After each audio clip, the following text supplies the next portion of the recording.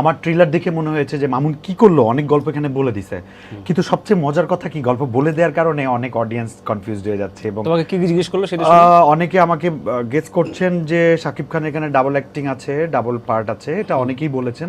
এটা হলে গিয়ে উত্তরটা পাবেন, আমি এখানে রিভিল করতে চাচ্ছি না, স্পয়লার হতে চাচ্ছি না। সেকেন্ড অফ অল, একটা এত বড় ঝাটকা আছে, ভাবতে পারবেন না, ভাবতে পারবেন না, ভাবতে পারবেন না।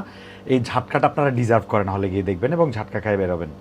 ওকে, তোমার একটু এক্সপিরিয়েন্সটা শুনি। শাকিব ভাইয়ের সাথে তুমি স্ক্রিন শেয়ার করছো, রাইট? যতটুকু বলতে পারো।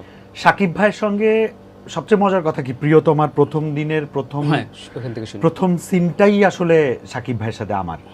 বোঝো আমার অবস্থা কি, রাইট। একটা মেগাস্টারের সাথে একটা ইমতু, তাও স্টার না, নাথিং, হ্যাঁ, শাকিব খানের চারপাশে।